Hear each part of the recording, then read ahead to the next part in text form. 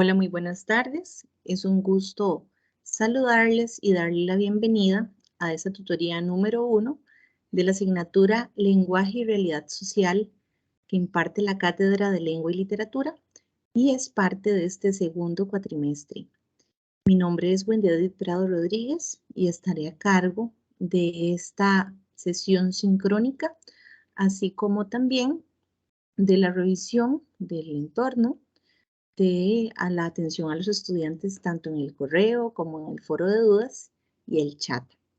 En esta tutoría número 1 abordaré el capítulo número 1 de la antología, cuyo nombre es Lenguaje y Realidad Social, de la autora Janet Amit, y abarcaré precisamente el capítulo denominado Sistema de Significación Cultural. Antes de iniciar con el capítulo, cabe destacar que hay ciertos aspectos sumamente relevantes para que ustedes se puedan ir ordenando a lo largo de este segundo cuatrimestre. Bueno, esta asignatura que lleva por código 00061 se aprueba, se gana con un mínimo de 7 en el promedio final, que es lo mismo que un 70.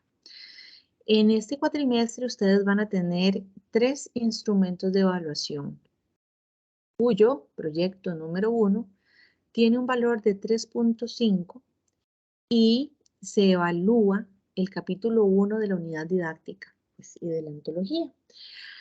La fecha de entrega, pues ustedes van a tener un plazo del 21 al 25 de junio y luego viene el proyecto número 2 que tiene un valor de 3 puntos en donde se abarca el capítulo 2 de la unidad didáctica y de la ontología, y tienen como fecha de entrega del 12 al 16 de julio. Por último, tendrán el proyecto número 3 con un valor de 3.5 y se evalúa el capítulo 3 y 4 de la unidad didáctica y de la ontología. Asimismo, la fecha de entrega de este proyecto número 3 es del 19 al 22 de agosto.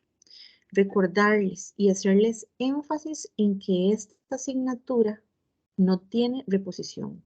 Ustedes no pueden presentar alguno de estos proyectos en las fechas, en el plazo único de entrega estipulado por la cátedra, pues no van a tener opción de reponerla. Entonces, para que tomen en cuenta esta información y la, pues, apliquen a lo largo de este cuatrimestre para que puedan aprobar la asignatura con éxito. Hay consideraciones generales que son muy valiosas para que ustedes puedan desarrollar esta asignatura con éxito. En primer lugar, que ustedes lean cuidadosamente la orientación académica de la asignatura. Si ustedes ya han ingresado a la plataforma, se habrán dado cuenta que hay una sección en donde a ustedes se les habilita el documento en PDF titulado Orientación Académica. ¿Por qué razón deben de leer este documento? Porque es la única forma mediante la cual ustedes van a poder, como dice el nombre del mismo documento, orientarse. ¿En qué consiste la asignatura? ¿Cuáles son los temas? ¿Cómo se va a evaluar? Y muy importante, el cronograma de las fechas con los trabajos que ustedes deben de ir presentando en cada fecha estipulada.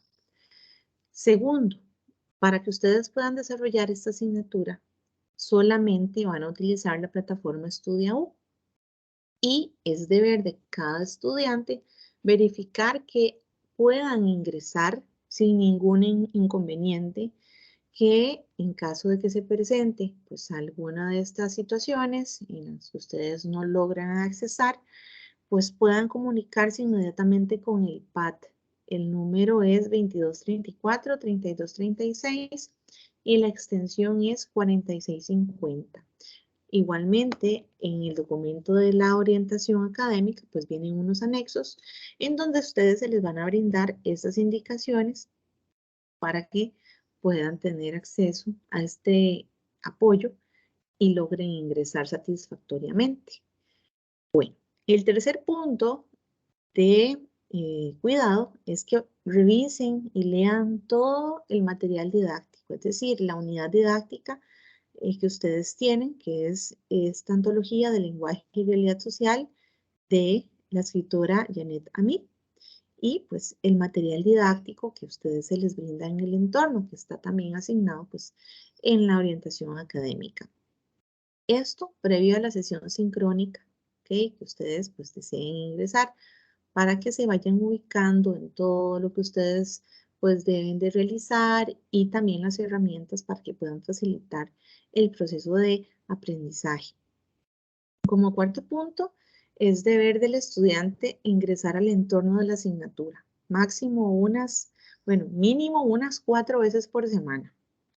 No hay máximo. Si ustedes quieren estar ingresando periódicamente, adelante. El problema es cuando nos encontramos en una situación donde la persona estudiante no ha hecho ingreso a lo largo del cuatrimestre, o si acaso una vez al mes, entonces pues se pierde de todo el proceso que implica estar matriculado llevando una asignatura como corresponde. Entonces, pues es deber del estudiante ingresar a Estudiaú, revisarlo semanalmente, revisar tanto el foro de dudas como revisar la sección de avisos, en donde yo voy a estar impartiendo alguna que otra información que es de gran utilidad para ustedes.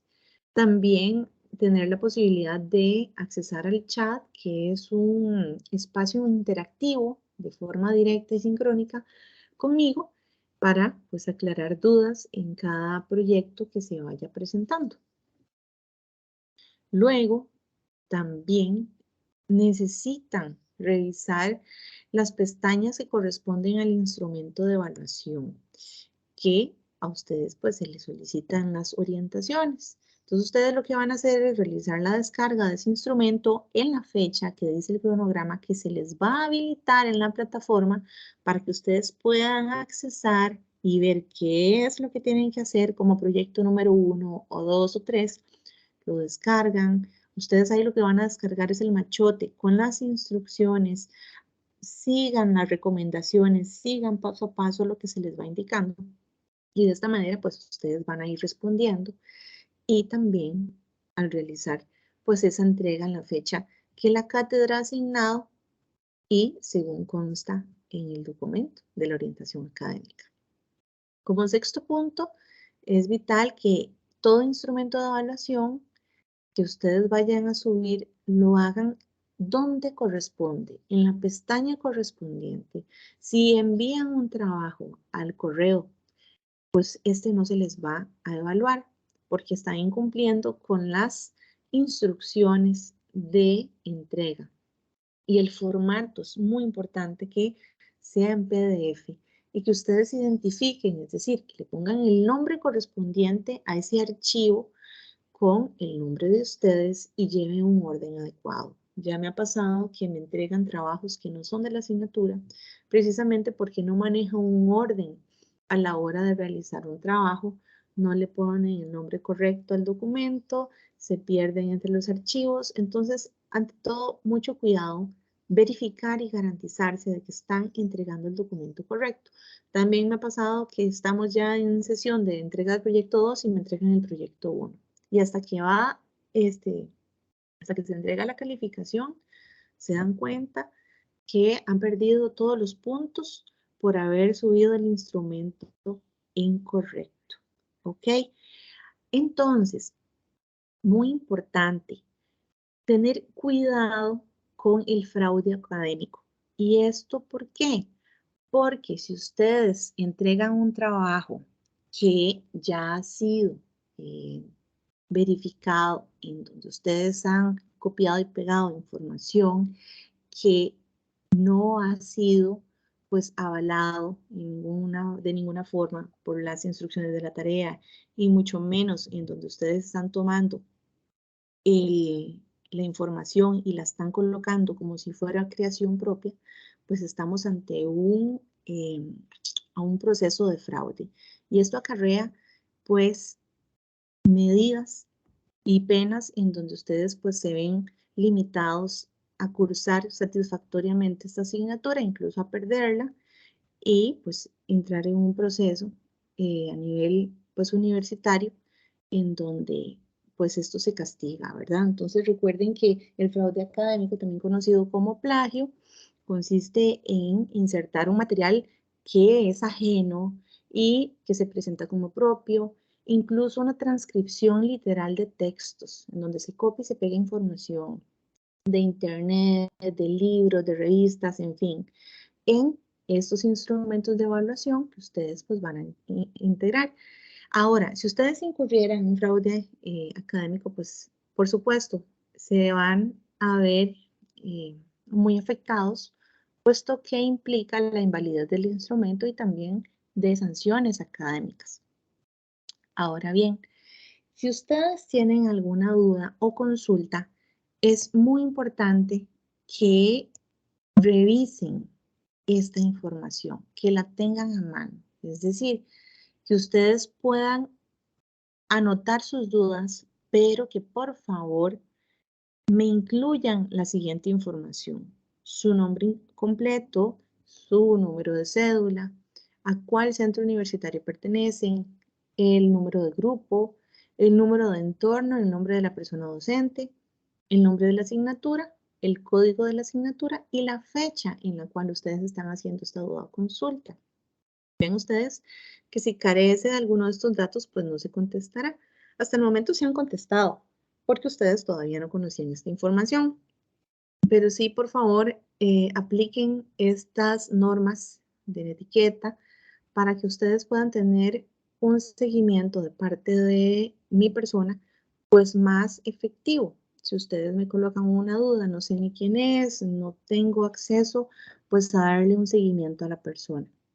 Ahora, ustedes pueden precisamente anotar estos datos, ya sea por medio de un correo interno en la plataforma o bien en el foro de dudas, para que ustedes pues puedan seguir esas instrucciones de manera correcta y completa y sean adecuadas pues a lo que se les está solicitando y a lo que ustedes necesitan pues aclarar.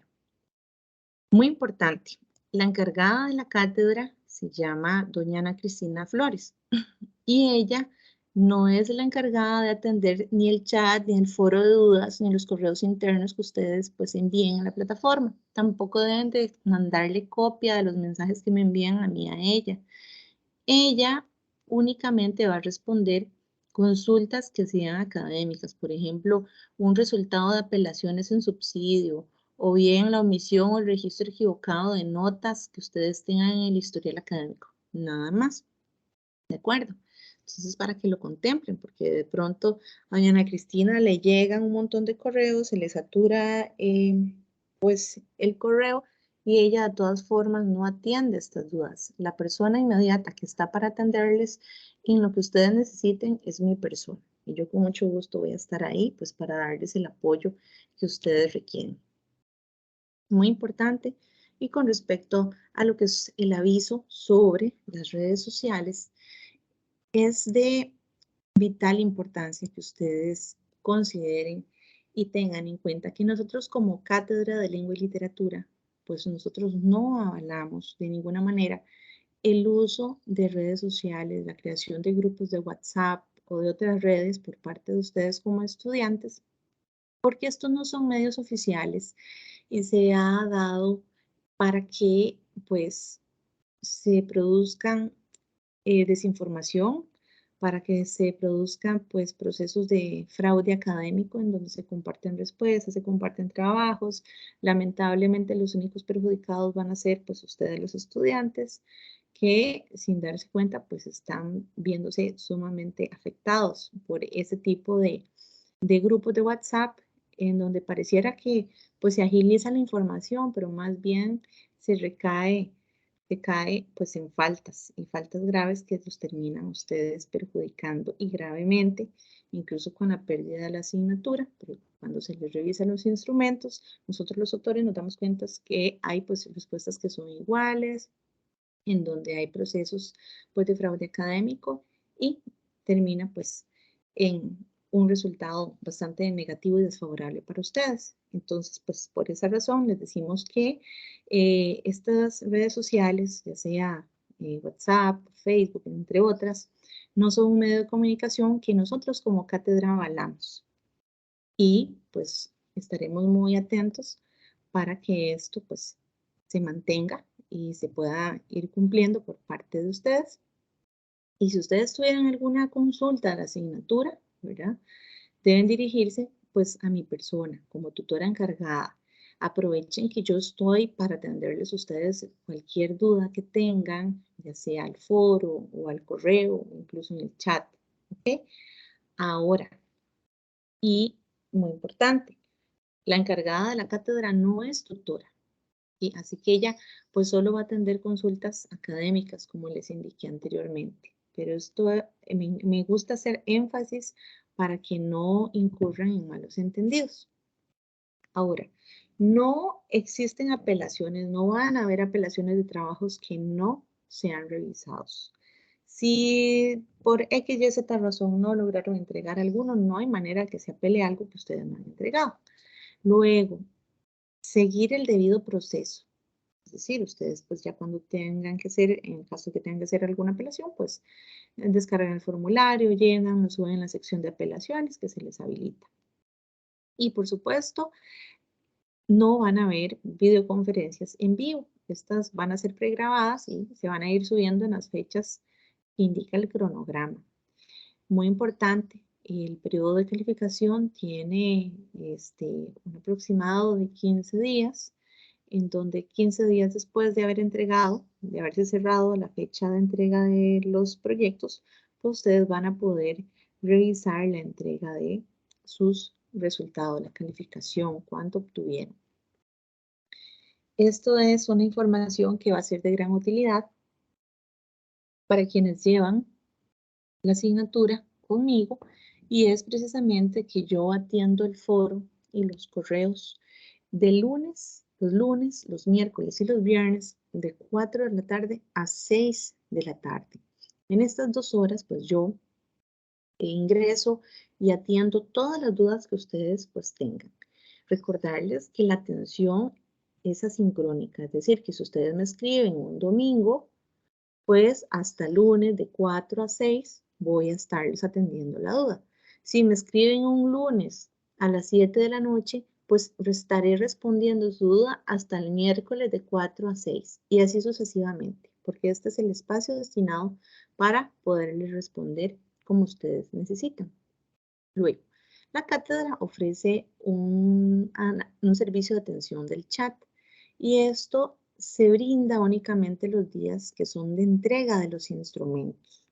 Entonces, ustedes van a tener la posibilidad para esta entrega del proyecto número 1 que ustedes puedan ingresar al chat el martes 21 de junio y el jueves 23 de junio de 4 p.m. a 5 p.m. Se les habilita únicamente una horita en estos días que pues les indico para que ustedes ingresen y aclaren alguna duda.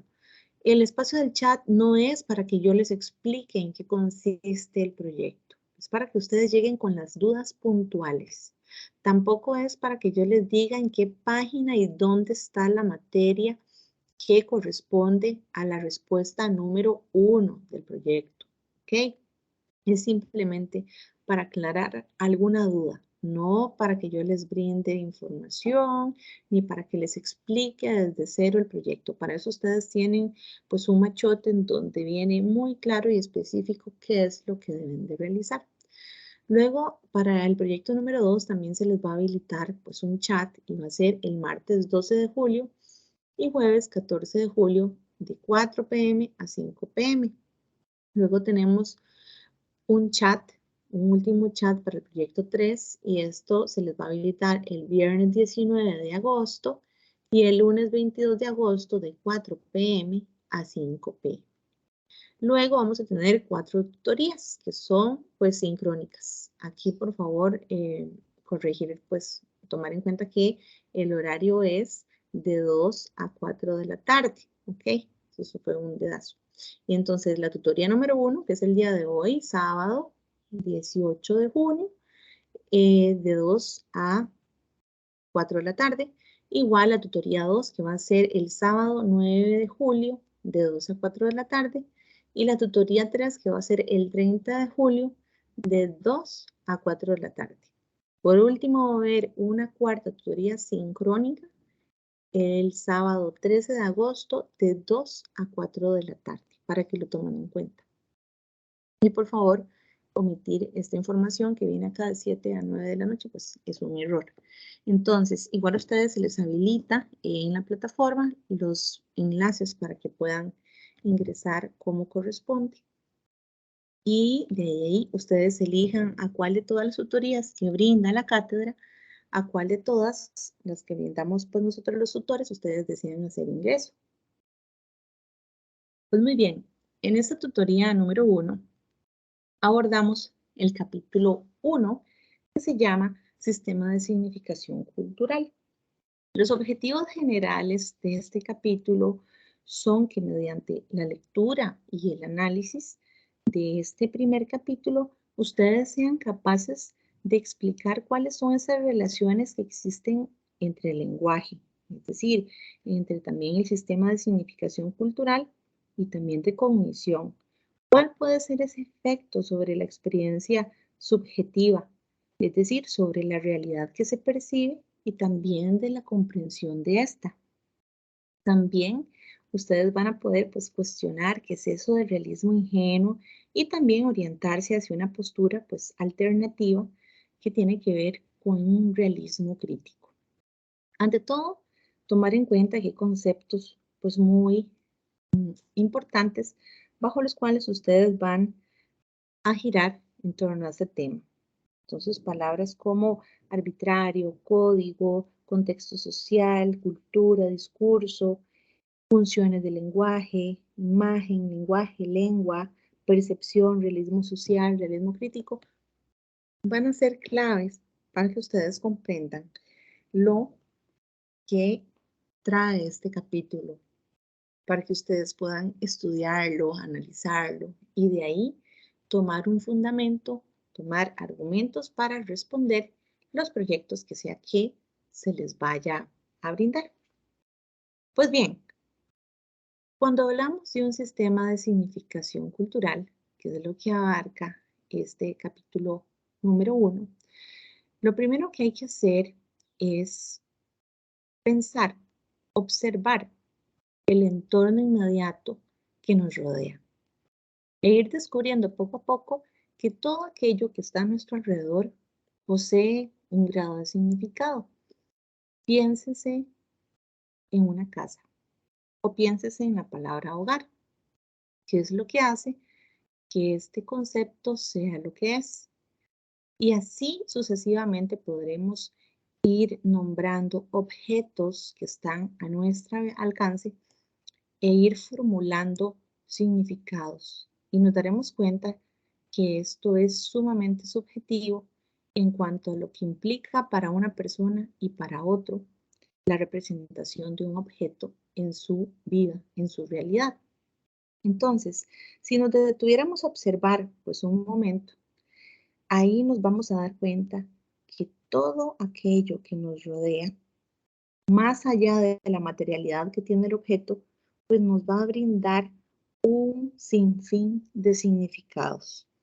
Y esto precisamente es lo que a nosotros nos va a ir permitiendo generar una comprensión de nuestra realidad. Entonces, resulta que a través de esta cadena de significados, de todo lo que se va hilando poco a poco en los objetos, en las experiencias, los sentimientos, las emociones, las imágenes de lo que nos rodea, pues se va a ir conectando con esta realidad social de lo que denominamos cultura y es pues a la que se pertenece. Entonces, esto sí, ¿esto por qué es así? Bueno, porque resulta que estamos presentes, inmersos en un mundo físico que está impregnado de muchísima significación y se podría decir que es una especie de tejido vivo que se va extendiendo sobre él y que lo va transformando, que va cambiando su naturaleza, que va convirtiendo el objeto cultural y así se va a ir humanizando poco a poco. Alguien podría pensar, bueno, entonces, ¿cómo es que se produce el significado? ¿Qué es lo que hace que un concepto, que un objeto reciba, pues, ese nombre y que todos acordemos que la palabra perro significa canino de 4 patas, en fin, ¿ok? ¿Qué es lo que hace que los objetos lleven un nombre como tal, que se perciba bajo ese significado? Pues eso es lo que hace precisamente la cultura, el medio donde nosotros los seres humanos pues vamos creando poco a poco un sentido de realidad y vamos generando significados.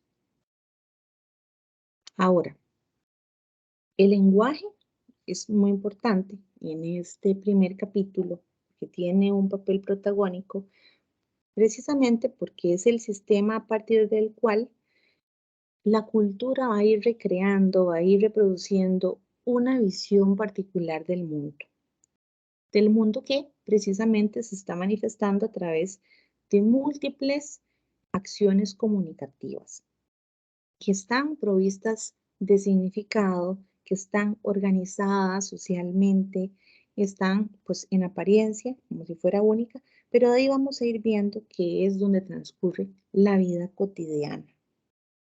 Ahora bien, resulta que el lenguaje, como les decía anteriormente, tiene una función, un papel protagónico que permite crear la diferencia. Y crear la diferencia porque produce lo que llamamos cultura. Entonces, ¿qué nos interesa acá? Pues explicar precisamente cuál es esa relación que existe entre lo que es la cultura, entre lo que es el lenguaje y lo que es la realidad social a través de esta noción de el sistema de significación cultural. Entonces, por ejemplo, si nosotros vemos que los animales sí son capaces de adaptarse a su entorno natural, pues con muchísima rapidez y eficacia. Este logro, pues sí, se debe en gran parte a que están dotados biológicamente de pues, sentidos que son más agudos que los de nosotros los seres humanos, ¿verdad? Pero ¿qué es lo que hace que nosotros, como seres humanos, en el caso particular, digamos, comparado con todos los que son los mamíferos, nosotros que nacemos indefensos, dependemos de un vínculo, nosotros dependemos de un entorno social, no de instintos como hacen los animales, pues que logran desarrollar su ciclo vital. Nosotros estamos inmersos dentro de un entorno social que por supuesto, y con su entorno natural, nos permite ir sobreviviendo, nos permite ir generando a lo largo del tiempo, pues un proceso en donde nosotros tenemos, pues como seres biológicos, la posibilidad de crecer, de estudiar, de independizarnos, de realizarnos, de ser más allá de lo que podríamos pensar que estamos destinados, ¿verdad? En un ciclo como el que tienen pues los animales. Lo que pasa es que nosotros en el desarrollo humano sí tenemos ligada a nuestra existencia lo que llamamos cultura. Y esto nos diferencia como seres humanos, pero sobre todo lo que nos diferencia es que nosotros poseemos lenguaje. Y el lenguaje es aquello que nos permite crear, generar conceptos, significados y por ende realidades sumamente distintas. Entonces, el ser humano, por supuesto, parte de un complejo sistema comunicativo que es precisamente lo que nosotros vamos a llamar un sistema de significación cultural. Y este sistema comunicativo lo que va a hacer es hacer común una serie de significados. Piensen en todos los objetos que los rodean, que son comunes en su significado para todas las personas con las que ustedes conviven. Ahora, también tenemos elementos por medio del cual hemos ido generando imaginarios, tales como las narraciones orales, tales como las leyendas de una cultura determinada, de un país, los cuentos, los mitos de alguna cultura en particular. Pues estos elementos van a ir haciendo común esa serie de significados que se entiende por héroe, que se entiende por monstruo, por villano, por protagonista, que se entiende por lo que es bueno, lo que es malo, conceptos de moralidad, por ejemplo. Todo esto va a estar inmerso en lo que denominamos cultura, que es aquella que va creando una identificación, un sentido de pertenencia. Y por supuesto, un conjunto organizado de lenguaje o códigos a partir de los cuales se va a ir produciendo pues la comunicación y se va a comprender la propia realidad social. Ahora bien, cada cultura va a poseer su propio sistema de significación que le va a ser propio. ¿Ok? Y esto es muy importante porque cada cultura posee un conjunto organizado de lenguajes o de códigos a partir de los cuales se va a ir produciendo lo que denominamos comunicación y se va a ir comprendiendo pues lo que es la realidad para esa cultura. No es lo mismo como nosotros los costarricenses vivimos la realidad que como un taiwanés o un asiático vive su entorno pues cotidiano. Y esto precisamente va a ser un proceso continuo que se va a ir desarrollando a través de distintas acciones que giran en torno al lenguaje, o más bien el lenguaje es el que les da vida. Ahora bien, el lenguaje como una facultad humana vital es una de las disciplinas pues más apasionantes y le corresponde a la lingüística y también pues a la filosofía, cuando se habla de filosofía del lenguaje. Este concepto de lenguaje como facultad del ser humano ha sido objeto de muchos estudios de ciertos ámbitos, por ejemplo, de las ciencias sociales o de la antropología, de la sociolingüística o incluso de la psicolingüística, porque resulta que son áreas de estudio que se preocupan, que se interesan por identificar estos procesos neurológicos en relación que existen entre lo que es el lenguaje y la cognición humana. ¿Okay?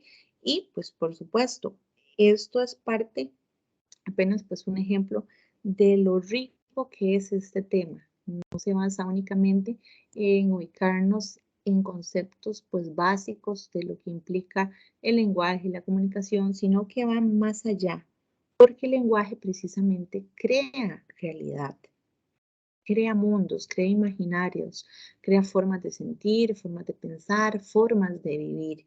Por eso es que es tan importante. Y entonces, pues en una primera acepción, el lenguaje sí va a corresponder con una facultad natural que está presente única y exclusivamente en el ser humano. Porque esta creación de significados no va a tener límite. No es lo mismo, alguien podrá pensar, ¿no? Pero es que las aves se comunican de alguna forma, tienen lenguaje. Sí, pero es limitado. Se limita a una serie de sonidos que significan pues cuestiones muy específicas que no les permite crear, digamos que un sistema tan complejo como el que tiene el ser humano, de crear nuevas palabras, nuevas realidades, nuevas formas de comprender el entorno, de discurrir en torno a pues temas que abarcan cuestiones más abstractas de la realidad misma. Y pues esto, por supuesto que aquí el lenguaje va a ser un sistema de signos que está pues articulada por medio de palabras y que no se va a limitar únicamente pues a objetos, a imágenes o a gestos, sino que también van a tener una serie de elementos que van a enriquecer muchísimo lo que es el significado para comprender la realidad. Entonces, ¿para qué o cómo cuáles serían esos elementos que hacen del lenguaje una facultad humana? En primer lugar, que requiere de un proceso de interacción social, requiere de más de un individuo para que éste se pueda dar.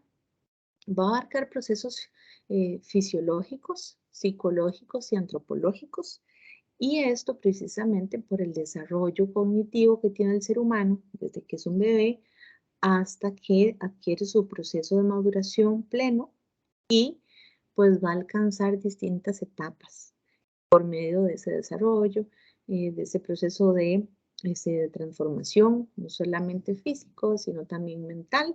Y esto ha sido estudiado precisamente por antropólogos que se han enfocado precisamente en cómo es la interacción del ser humano y cómo también pues, el lenguaje influye de manera inmediata en estas interacciones sociales. Ahora bien, cuando hablamos de lenguaje, decimos que gracias a este el ser humano tiene la posibilidad y la riqueza de apropiarse de lo que es el pasado, de lo que es el futuro, por medio de una memoria que puede ser narrada o de una imaginación que puede llegar a crear mundos, crear realidades que aún no se viven. Entonces, tanto estas realidades que son cotidianas por medio del presente, como mundos que son totalmente fantasiosos, son posibles gracias al lenguaje.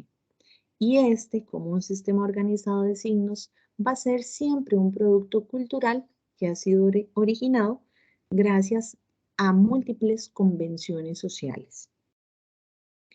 Ahora bien, cuando hablamos de lenguaje como código, hay que tomar en cuenta que pues, este término que nosotros denominamos lenguaje se usa precisamente para referirse a un sistema organizado de signos producido y utilizado por una comunidad específica. Por eso es que nosotros hablamos, por ejemplo, de la lengua. Y la lengua en este caso significa idioma, es un sinónimo. Cuando hablamos de la lengua española, pues estamos hablando de un tipo de código que me permite a mí, gracias a un sistema organizado de signos lingüísticos, crear significados para la comprensión de mi entorno. ¿Por qué razón? Solamente en el español, para hablar del árbol, pues se utilizan estas letras del alfabeto, la A, la R, la B, la O, la L. Y este concepto nos permite crear imágenes. Entonces, esto precisamente lo logramos mediante el código lingüístico. Y el código lingüístico es vital porque es el único capaz que nos permite a nosotros pues producir conceptos. Y esos conceptos van de la mano con un producto que es originado mediante una convención social, es decir, mediante un acuerdo. Todos los hispanohablantes estaremos de acuerdo que árbol se escribe con estas letras, que lleva el acento de esta forma. Estaremos de acuerdo que es una palabra grave, estaremos de acuerdo que hace referencia pues a un elemento de la naturaleza, que tiene un tronco de madera, que tiene pues hojas verdes, que generalmente da frutos, que puede ser grande. Y por otro lado, nosotros los hispanohablantes estaremos de acuerdo que el amor como concepto se escribe con estas letras del alfabeto del español, que también pueda ser representado mediante un elemento como el de un corazón. Y precisamente ahí podríamos continuar. Lo más importante es darnos cuenta que este código lingüístico, mediante el cual funciona la lengua, es el que genera una cadena interminable de códigos, ya sean gestuales, estéticos, éticos, entre otros. Pero ¿cómo funciona el lenguaje? Además de un código lingüístico, funciona por medio de signos. Y el signo hay que tomar en cuenta que es cualquier elemento físico, ya sea de carácter sonoro o bien visual, puede ser olfativo, puede ser gustativo, puede ser táctil, todo aquello que nos transmite información. Por ejemplo, si estamos en este momento sentados en la sala y nos llega un olor a pan quemado, inmediatamente nos vamos a dar cuenta que ese signo olfativo de el olor a quemado nos está dando una información. Algo se está quemando en la cocina o algo se está quemando en algún lado, pero inmediatamente tenemos pues este mensaje. Si vamos a salir y de pronto observamos la atmósfera y nos damos cuenta que está cargada con nubes sumamente oscuras, este signo visual nos va a transmitir información de que se viene un aguacero. Y así sucesivamente. Si estuviéramos en un lugar donde de pronto empieza a bajar la temperatura y mediante nuestra piel nos damos cuenta que ya hay un grado de incomodidad porque se siente frío, este signo nos va a transmitir información de que la temperatura ha bajado y que muy probablemente necesitemos pues abrigo. Ahora bien, el significante va a ser lo que se denomina la parte física del signo, aquello que es perceptible sensorialmente. Y también está compuesta por el significado, que es toda la información que va a aportar y que se va a producir en nuestra mente como una imagen.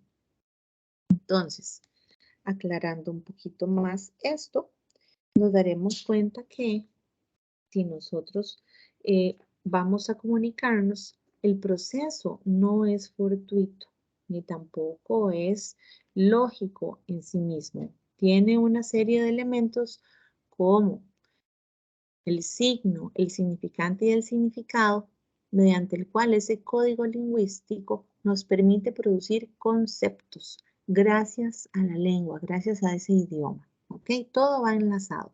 Entonces, ahorita vamos a ver la clasificación de los distintos signos. ¿Ok? Es decir, la clasificación de cualquiera de estos elementos físicos que son de carácter sonoro, visual, olfativo, gustativo, táctil. Pienses en los 5 sentidos que nos van a permitir información. Entonces, estos elementos físicos los vamos a clasificar de la siguiente forma. Tenemos, por ejemplo, el icono, que establece una relación de semejanza entre un objeto y la realidad. ¿Cuáles serían ejemplos de iconos? Pues un plano de una casa, por ejemplo, la fotografía de una persona, un retrato, un mapa de algún país, de alguna ciudad, o bien alguna gráfica que nos indica la subida y la bajada de los precios del combustible, por ejemplo. También tenemos el tipo de signo que se denomina índices. Y aquí lo que tenemos pues es una relación de causa-efecto, índices o indicios.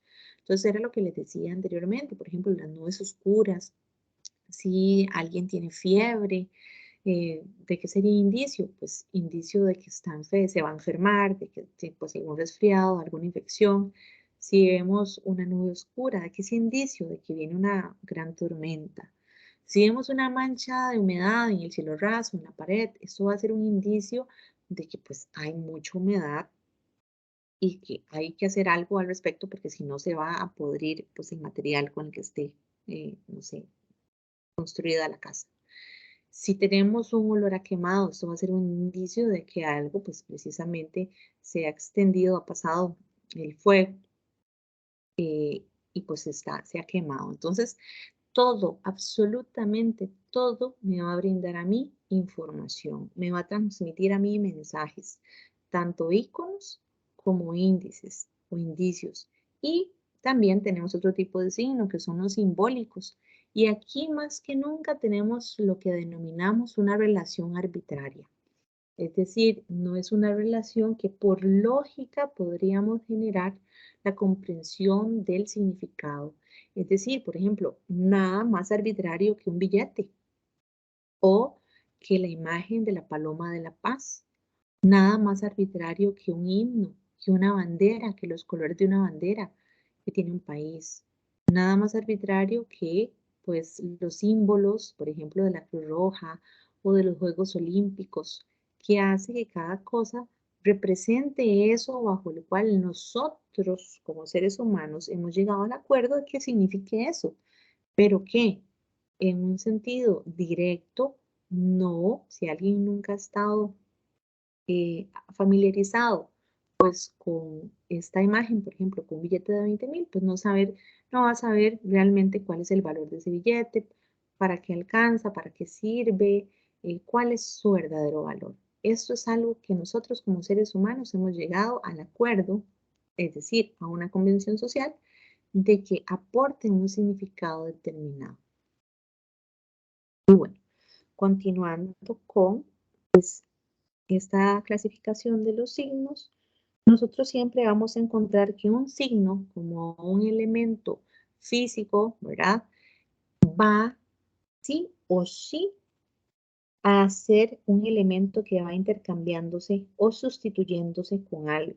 Va a funcionar siempre como un referente para una persona, para un grupo de personas, mediante alguna forma que sea perceptible por medio de los sentidos, ya sea el olfato, el gusto, el tacto, el oído, en fin. Ahora bien, Resulta que cuando nosotros podemos diferenciar que los signos nos rodean, ahí vamos a tener siempre, siempre que tomar en cuenta conceptos de las referencias que nos van produciendo pues estos elementos.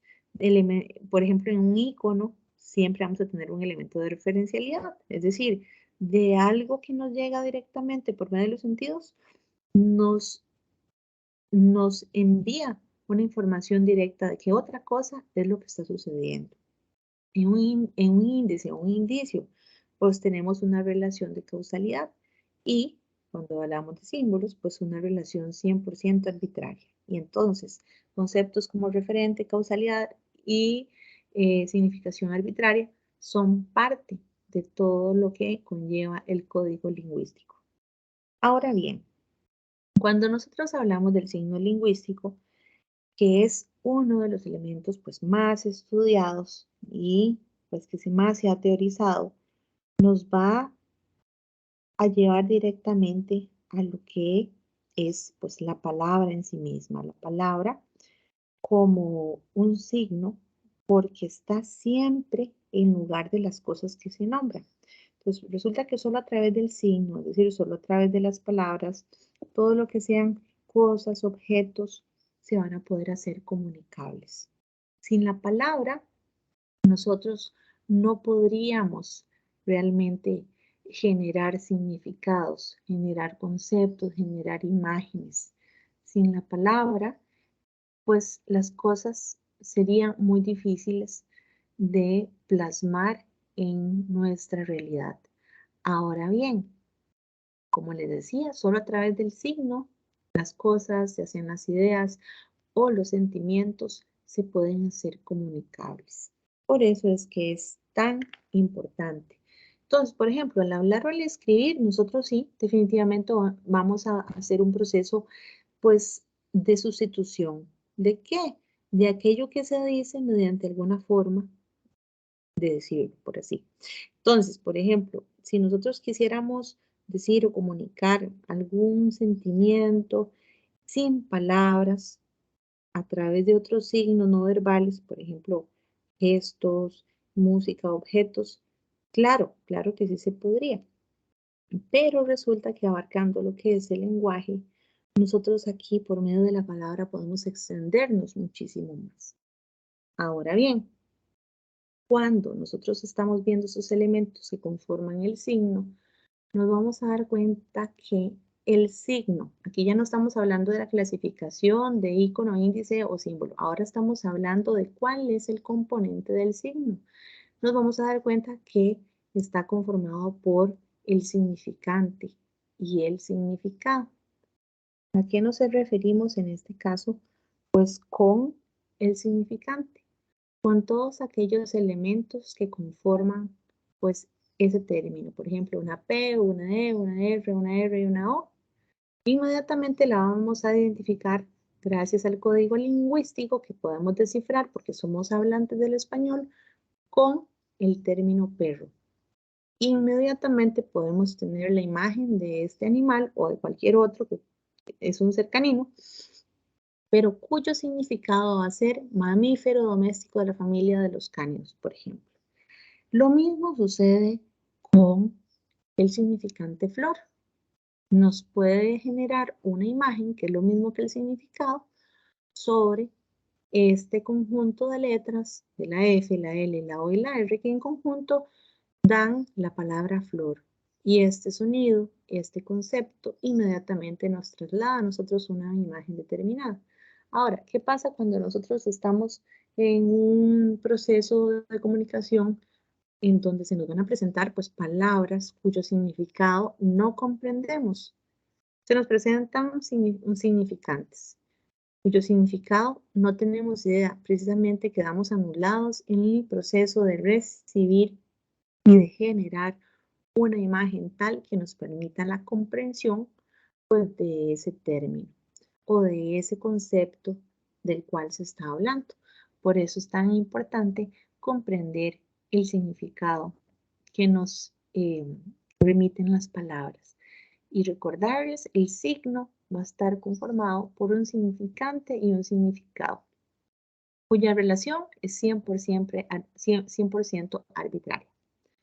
Ahora, nosotros podríamos ver que definitivamente el significado es pues una casa, sería como un ejemplo, una casa hecha de palabras.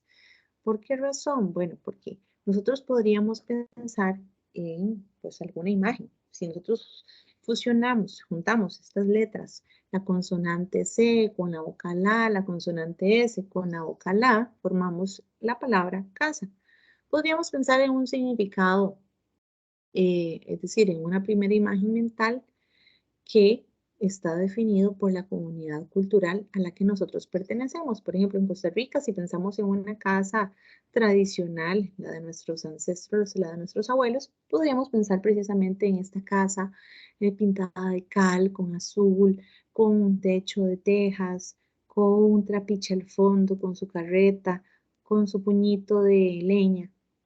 Pero también podríamos pensar en otro significado, como un edificio o una parte de este que puede ser habitado por el ser humano. Entonces, ven ustedes que el lenguaje no es una cuestión que sea transparente, que todo el mundo entienda exactamente lo mismo, se forme la misma imagen, se forme el mismo concepto de una palabra. No es transparente, no es obvio ni directo para todas las personas. ¿Por qué? Porque es un juego de signos en donde va a interferir la experiencia que tiene esa persona, su bagaje cultural, su experiencia de vida frente al objeto que se le presenta. Y pues van a ir, claro, dando sentido mediante un universo simbólico. Todo va a ir representando distintos conceptos.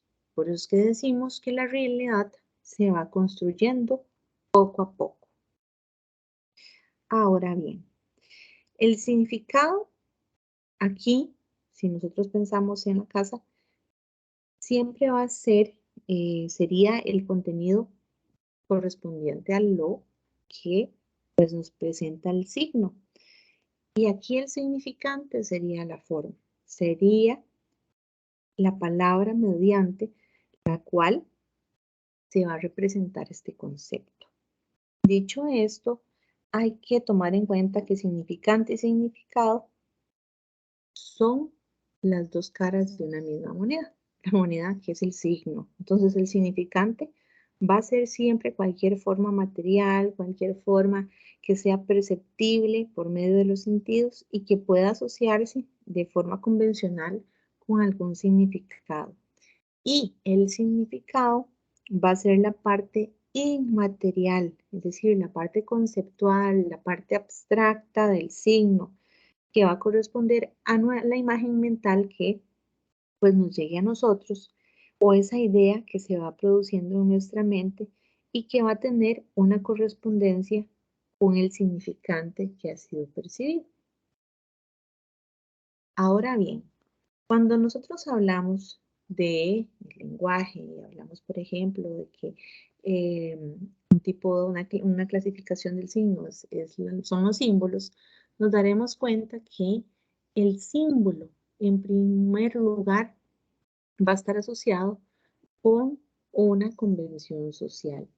Y esto precisamente porque va a consistir en una especie de acuerdos colectivos, más específicamente un acuerdo que ha sido pues histórico, ha sido cultural y que se va estableciendo gracias a la costumbre, gracias a la tradición, porque nosotros los costarricenses nos sentimos más identificados con un desayuno típico de gallo pinto, huevo, pan, queso, natilla, porque tal vez en otro país, no sé, en Alemania, el desayuno típico sean salchichas, sean pan. Nosotros como convención social en Costa Rica, pues conocemos lo que es la pulpería, conocemos lo que es para nosotros el significado de ir a pedir que nos vendan algo, pero lo solicitamos diciendo, me regala tal cosa, me regalan la otra. Y esta convención solamente entre nosotros los costarricenses, pues nos entendemos bien. ¿Qué nos pasa cuando viajamos a otro país y decimos lo mismo, me regala tal cosa? Inmediatamente nos responden, no, aquí no se regala nada, aquí se vende. porque no ha sido propio de esa convención social que tenemos nosotros en nuestra cultura costarricense de comunicarnos. ¿O por qué razón nosotros los costarricenses no tenemos esta costumbre de dormir como hacen los japoneses en el suelo, sino que estamos más acostumbrados pues a otro tipo de forma para descansar? Ahora bien, esto de la convención nos permite entender que no hay nada natural en los nombres. No, el gallo pinto, la pulpería, el pura vida, no es algo natural que nos convoca, que nos llega a nosotros a ser lo que somos. No, todo esto son correspondencias meramente artificiales en las cuales nosotros como seres culturales nos hemos dado a la tarea de asumir, de aceptar y de seguir reproduciendo estos códigos culturales que vamos creando como si fueran propios, que nos identifican, que nos diferencian de los demás, y precisamente lo hacemos o lo logramos gracias al lenguaje. Y el lenguaje, es lo que va a ir originando un acuerdo colectivo mediante el cual nosotros nos ponemos, como dice la palabra, de acuerdo para crear un sentido de unidad, de pertenencia y mediante el cual nos vamos identificando como ticos, ¿verdad? Dando pues este ejemplo. Entonces, no hay nada natural en los nombres. No hay nada natural en que el perro se llame perro, el gato gato. En los objetos que nosotros vamos nombrando no existe nada natural. Todo, absolutamente todo, ha sido producto de una creación artificial mediante en un proceso cultural al que le vamos a llamar convención social.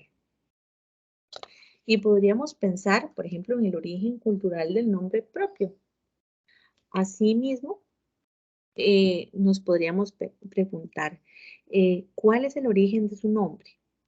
Bueno, resulta que la mayor parte de los nombres comunes dentro de una sociedad se van a ir originando a partir de alguna raíz más o menos antigua que les va a ir otorgando pues este significado cultural.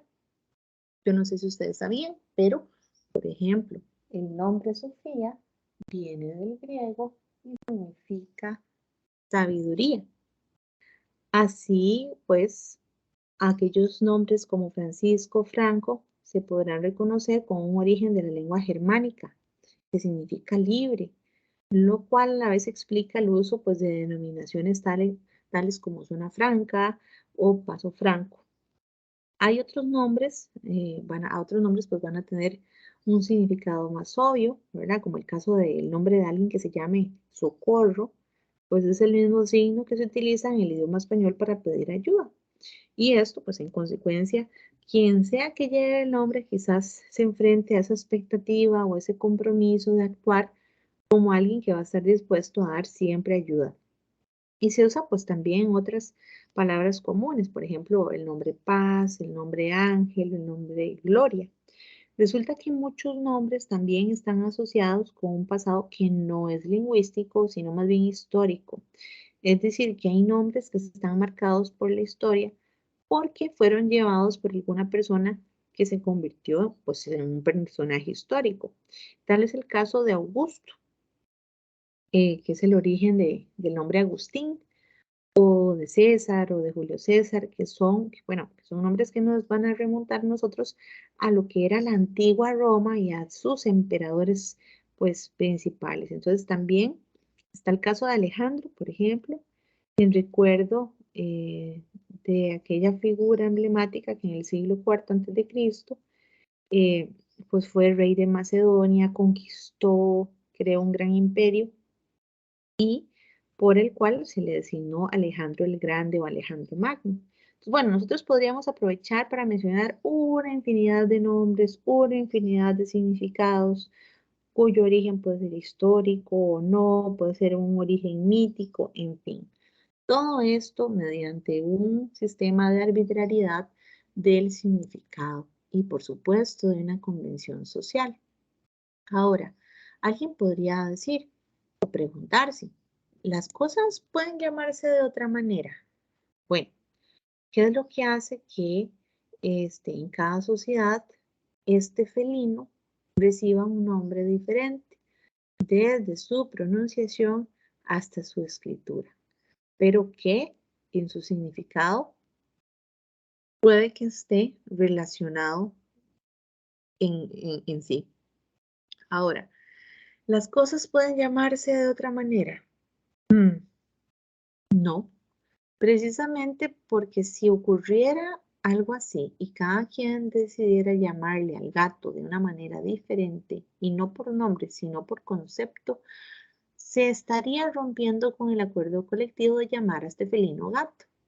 Entonces ya sería inviable la comunicación porque nadie podría tener en este término un significado pues común y no habría manera de comprender a qué estamos haciendo referencia. Entonces, no habría una correspondencia entre el significante y el significado y esto nos llevaría a un error garrafal de la comunicación.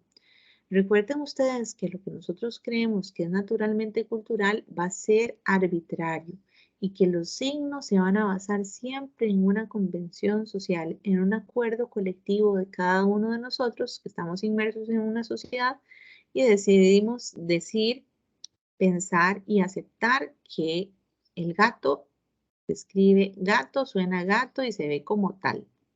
Entonces, no es un proceso voluntario. Esto no es que yo decidí conscientemente, no. Resulta que esto se adquiere desde la infancia, viene dado desde el nacimiento, desde que estamos en el vientre de nuestra madre y vamos recibiendo mediante el chupón lingüístico el idioma, conceptos, afloramos en una sociedad en donde ya todo nos viene dado. Nosotros no estamos pues acá decidiendo si nos parece que el significado es ese o no, o debería llamarse de otra forma, simplemente asumimos, aceptamos, interiorizamos y reproducimos. Ahora bien, leer bien significaría una comprensión de nuestro entorno y hay que tener un grado de comprensión y de adaptación frente a los distintos significados que nos puede producir un término. Si a alguien se le dice, mira qué gato es fulanito de tal, no podemos darle un significado literal. Ahí estaríamos mediante un juego simbólico de significados figurados y en donde pues vamos produciendo definiciones capaces de dar a conocer pues una determinada realidad. Entonces, cada comunidad lingüística va a suponer a modo de regla implícita que cada uno de nosotros como miembros aceptemos las correspondencias establecidas por esa sociedad, por esa cultura a la que nosotros pues ya sin pedirnos permiso simplemente llegamos y nos dieron absolutamente todo ya dado. Nadie nació y le brindaron la tarea de crear un idioma, de crear una nueva forma de expresión. No, esto simplemente se va a generar y no de forma naturalmente cultural. ¿Por qué? Porque es arbitrario y responde a una convención social. Entonces, ¿qué pasa con este ejemplo que yo les decía? Del uso del lenguaje figurado, del uso del lenguaje, pues, del lenguaje figurado y del lenguaje literal. Entonces, aquí nosotros nos vamos a dar cuenta que nos vamos a ir perdiendo poco a poco entre traducciones, ¿ok? Es decir, nosotros tenemos la diversidad dentro de un mismo código y por eso es que dentro del contexto de las palabras, la intensidad de la significación va a variar. No es lo mismo que nos digan a nosotros, te quiero, a decir te amo. Hay un grado de intensidad tal que nosotros inmediatamente podemos distinguir cuándo, cómo, qué significa y cuál es el grado de afecto que tiene un te quiero de un te amo.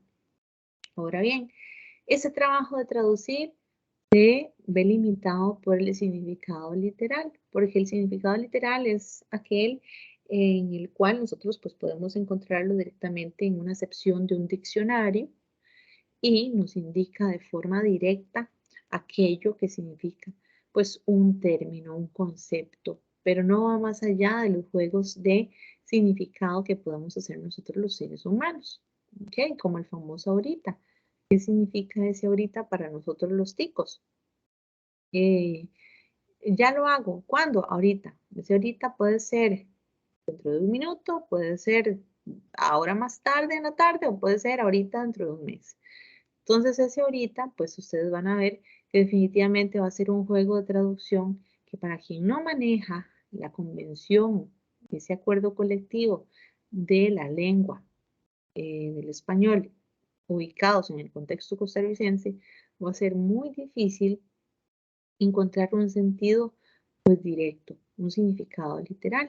Entonces, resulta que la globalización del lenguaje, de alguna forma, es un fenómeno que nos ha ido pues generando un detrimento en la riqueza de significados precisamente en la relación que nosotros tenemos con la posibilidad de interpretar la realidad. A la hora de globalizar el lenguaje se pierde esta riqueza, estos juegos de palabras, estos juegos de significados y nos vemos limitados a utilizar pues palabras en específico cuando nosotros en el español, por ejemplo, tenemos un sinfín de palabras pues para generar eh, un significado preciso o determinado. Y eso se da precisamente con los extranjerismos o se da precisamente con los préstamos que se dan pues, de muchísimos idiomas.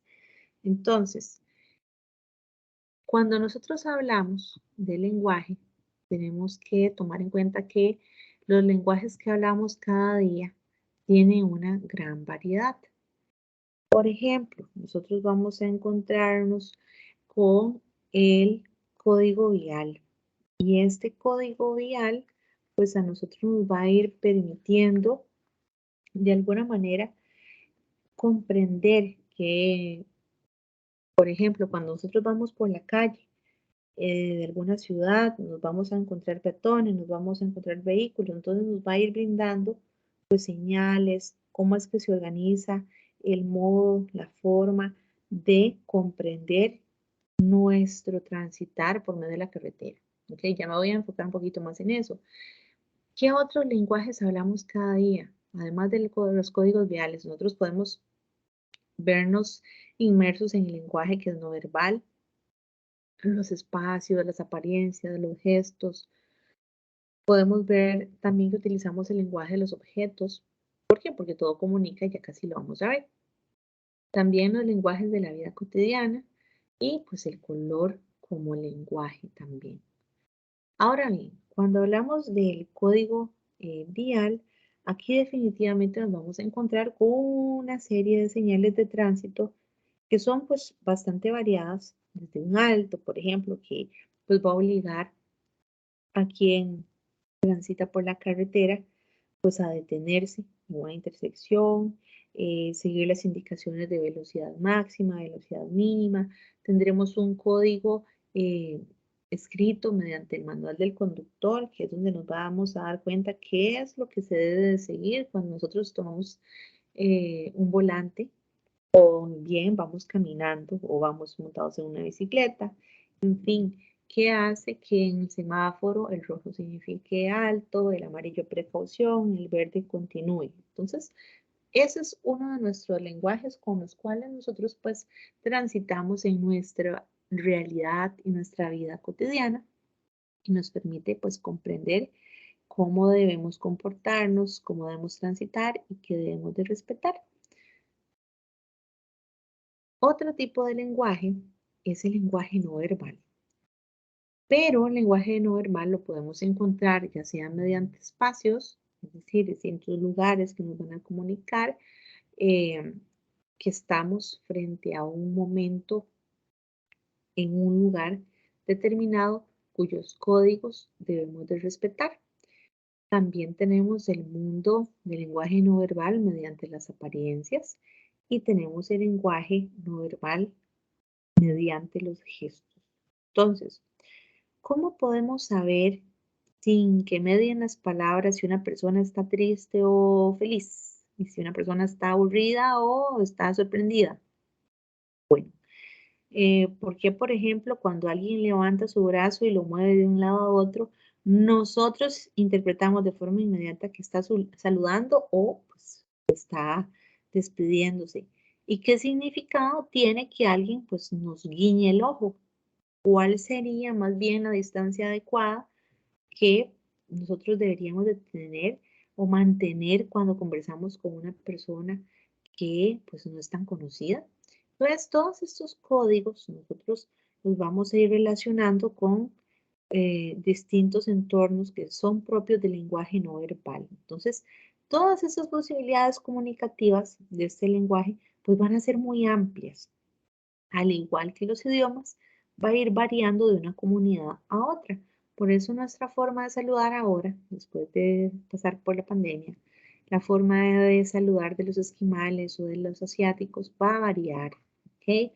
Y también nuestras emociones, la lectura de nuestros gestos, nuestros códigos para conocer qué está destinado para una persona o bien para otra. Entonces, por ejemplo, en cuanto a la comunicación no verbal, resulta que se dice que las culturas nórdicas, anglosajonas, europeas, tienden a establecer una mayor distancia para la interacción social y en cambio nosotros, los latinoamericanos, más bien tendemos a una cercanía, a una estrechez en ese contacto físico. ¿Qué pasa para los nórdicos, anglosajones o europeos? Pues la conducta distante mm, va a ser interpretada como respeto y tal vez para nosotros, los latinoamericanos, como si fuera frialdad o desinterés, pero no, simplemente son convenciones mediante las cuales cada cultura ha ido generando su proceso de significación y de comunicación social para los distintos usos o percepciones de lo que implica la corporalidad. Entonces, bueno, ¿qué pasa para una persona que está pues más adaptada a lo que son los procesos de actuación, en donde su código va a ser principalmente la forma mediante la que comunica va a ser pues su cuerpo? Todo esto va a variar de persona a persona, de cultura a cultura. Y el lenguaje corporal pues a veces transmite muchísimo más de lo que puede transmitir la palabra misma.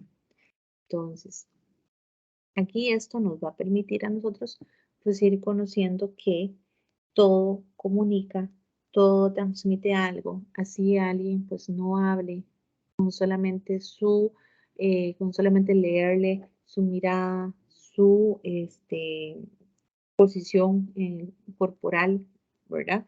Todo esto nos va a transmitir a nosotros mecanismos de interpretación de lo que está sucediendo.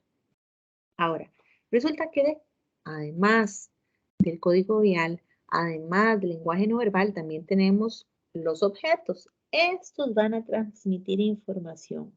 Entonces, ¿por qué cuando entramos a la casa o al dormitorio de alguien, nosotros creemos que podemos saber algo de la personalidad de ella de acuerdo con el tipo de cosas, de objetos que se van encontrando en esa habitación? De acuerdo con el orden que tiene pues dispuestas las cosas, la forma en la que se va relacionando el objeto con la personalidad. Precisamente porque todo comunica. La tonalidad, las luces, el sonido que hay en un ambiente, los colores que se utilizan para decorar o para conformar un espacio, el aroma que puede emitir ese lugar y bien los objetos que lo conforman sin quererlo, van a dar un mensaje rotundo y contundente. Estamos frente a una persona pues más tranquila, se habla de una persona que es más joven, una persona que requiere y le encantan espacios que son más de calma, de espiritualidad, una persona que vive más en un entorno que le gusta pues los lujos o bien entornos coloridos porque le produce pues un tipo de sensación distinta. Sí, todo todo objeto va a ir transmitiendo lenguaje y también los podemos ir relacionando si pertenecen a una persona con elementos propios de su personalidad. Ahora, por supuesto, esto no va a ser pues complicado de reconocer. Nosotros ya tenemos en nuestra vida diaria una cierta forma de ir leyendo pues la realidad y de darle elementos tan sencillos como luz, características, disposición de todo lo que se encuentra ahí, con una situación y con un conjunto de estímulos que nos van a ofrecer muchísima información y vamos a saber y ser capaces de reconocer esos signos culturales que se van a ir transformando como si se tratara de un texto, de una lectura de la realidad. Ahora bien, cuando hablamos de lenguajes de la vida cotidiana, aquí es importante reconocer la existencia de la gran variedad de lenguajes que conforman el sistema de significación cultural y que va a ser fácil cuando nosotros pues, nos ubicamos en nuestra vida cotidiana. Muy probablemente los utilizamos, sí, cada día, aunque no nos hayamos detenido un momento a pensar en ellos. Los usamos, los interpretamos y también pues seguimos reglas y convenciones sociales mediante las cuales nosotros podemos interpretar la realidad. Ahora bien, ¿qué pasaría si alguien acostumbrado a vivir en la ciudad llega de pronto a la selva amazónica? Bueno, este cambio de escenario podría alejarlo de muchos usos del lenguaje cotidiano, común y corriente al que está habituado.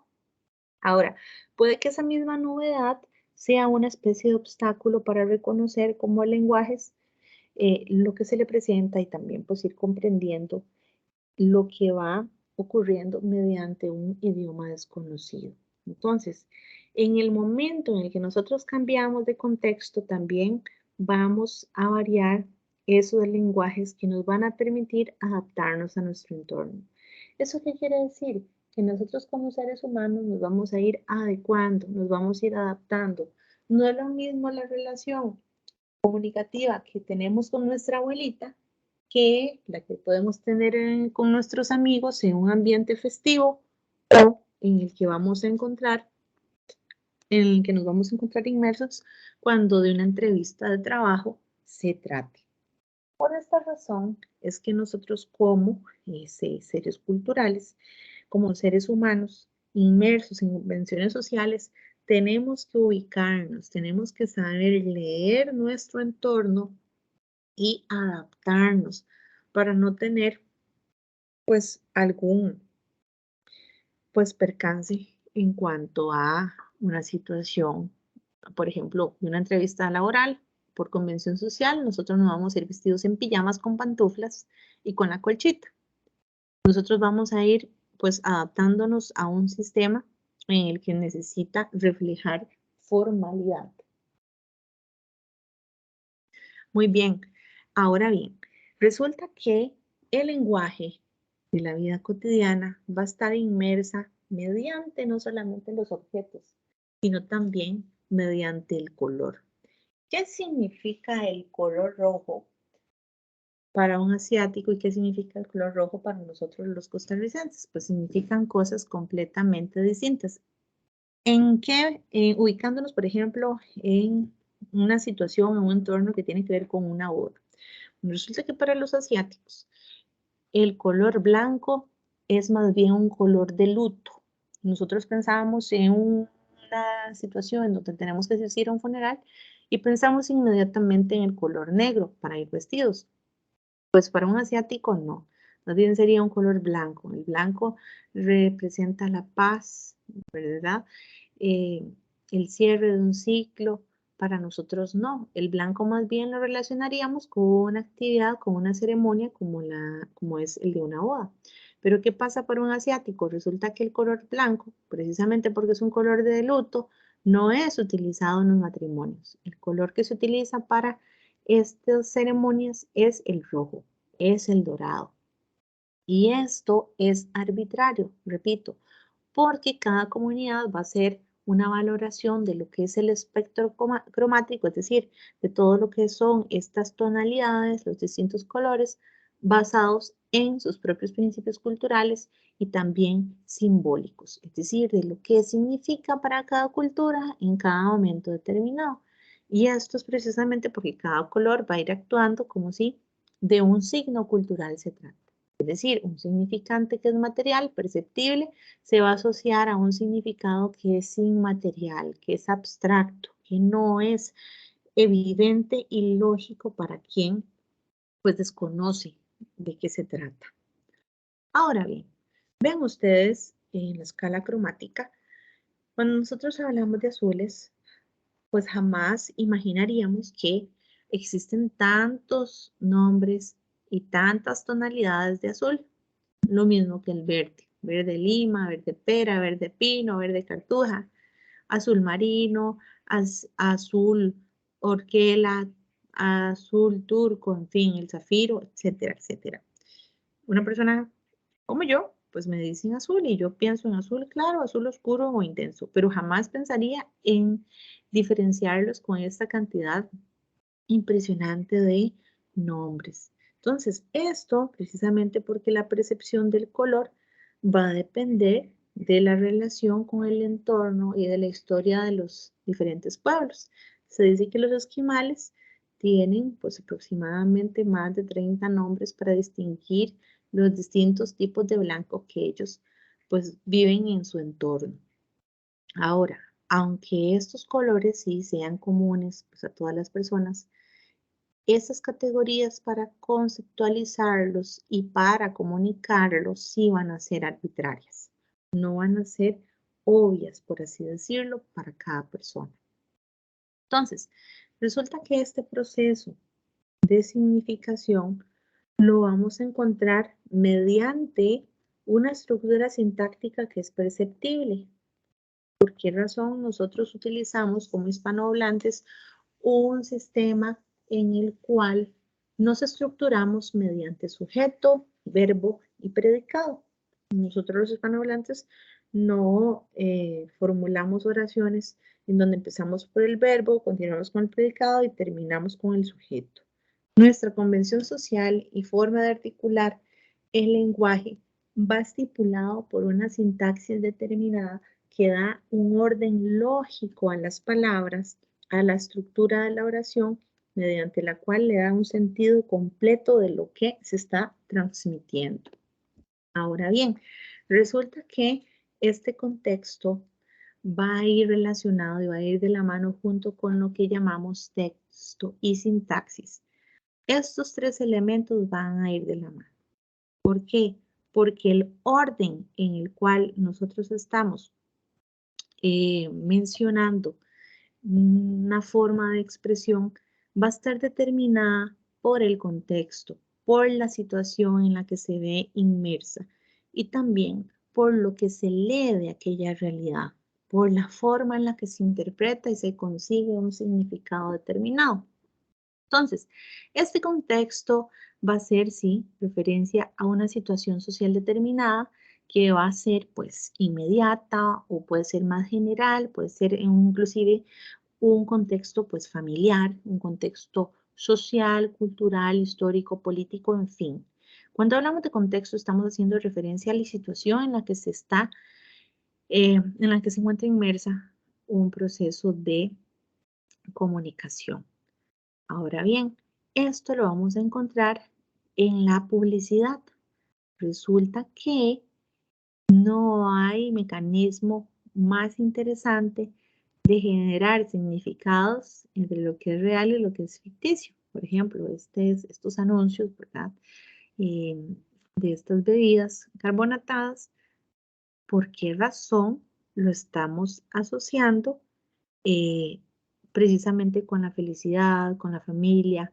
Ha sido un proceso de publicidad en donde todos hemos ido generando a lo largo del tiempo pues una especie de convención, pero que en sí esta bebida signifique esto, no se da de forma inmediata y pues por lógica, por sentido común. Ha sido un proceso de significación que ha ido permeando las convenciones sociales, las convenciones colectivas, para estar todos en un acuerdo de que aquello tiene ese significado.